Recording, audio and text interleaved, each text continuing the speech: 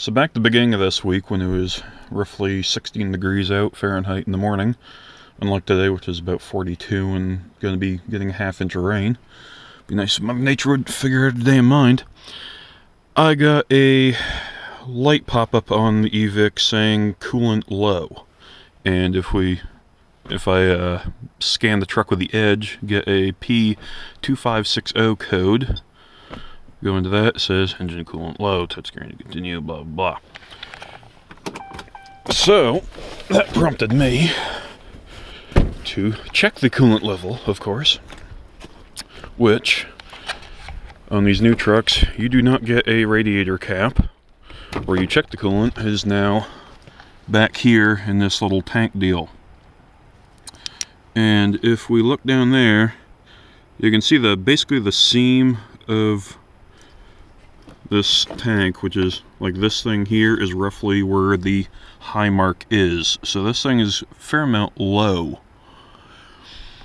I have not been able to locate any sort of leaks or anything, and a subsequent check on the forum shows that I am very much not alone in this issue. Seems like lots of these trucks with roughly this kind of mileage, I'm closing in on 29,000 now, have a low coolant light pop up only when cold weather strikes, unless of course they have like a leaky EGR cooler, something of that nature. So that then made me look into OAT coolant. I was like, oh, I'll just go over to AutoZone or wherever and get a jug of whatever and top her up. Well, fortunately I thought to call the dealer first, and they were like, oh, no. You have to use the genuine stuff, otherwise you're screwed, essentially, on warranty stuff.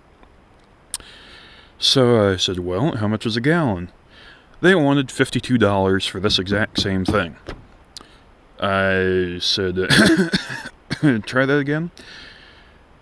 So anyway, I said, thank you anyway, I'll call you back if I decide to purchase that from you. This is my selling dealer I was talking to, by the way. And so I went on to good old Google there, looked up Amazon, and found this jug of coolant, the exact same part number that my dealer was trying to sell me. They would not budge because I called them back and said, hey, I found this jug of coolant for, I believe this was right around $28, shipped to my door from a dealer in Texas. Riddle me that one. It's about like how they can make these trucks, make the engine in, Ohio, ship it down to Mexico, put it in the truck, then ship the truck all the way back up into the States. Somehow that's still cheaper. It was somehow cheaper to get this jug of coolant from a dealer down in Texas with shipping. Granted, I used Amazon Prime, but whatever. So this is OAT coolant. As you can see here, you get the expensive water with it. I opted not to go for the concentrate because that was still, from the dealer, that was about $72. That was about the cheapest I could find it. So I went with the 50-50 mix to top up the reservoir. According to the dealer, I could have used just topped up with distilled water, but I was had mixed feelings about that, so I figured what the hell, I may as well have some of this on hand anyway. As far as why the coolant's disappearing, it seems to be a mystery to most people. The most logical explanation that I've found is, some people seem to think, and I can see where they're going with this, that during the EGR process, since that is cooled with coolant, and once the exhaust gas temperatures get up to umpteen hundreds of degrees during a regen and whatnot, that little bit gets evaporated off, I guess you could say. And that's why the coolant level drops. Like I said, I've checked all over hell on this thing. You can still see the EGR, this pulley deal right here that I'm shining the light on, underneath that, it is covered in soot, which I have asked and there's more soot in there.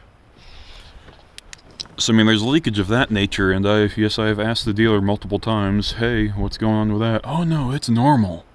They say that right in the slip when they get the truck back. It's normal EGR leakage. Pardon my French, but how the fuck is there normal leakage? things should not be leaking.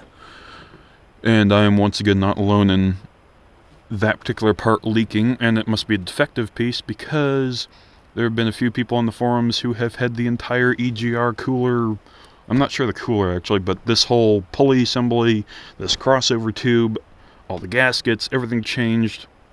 A month later, does the exact same thing, so it's obviously a defective part.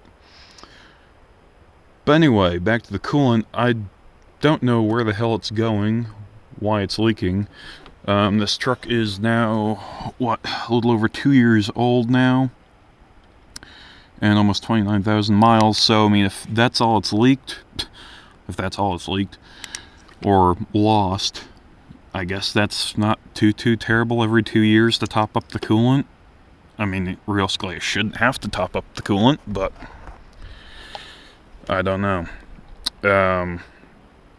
But once again, according to the dealer, you have to use the Mopar fluid because for some reason it's not even, according to them, it's not the same chemical compound as like GM's Dexcool, which is also an OAT coolant. And they say you absolutely cannot use HOAT coolant. What is it? HOAT is hybrid organic acid technology, and this one's just organic acid technology, something like that.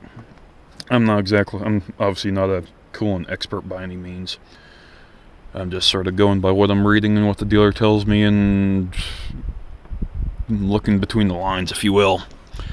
So I thought I would mention that, and I'll also put the part numbers for both the concentrate and this pre-diluted stuff in the description, if you are also in the market for some added coolant, since yours says, hey, feed me.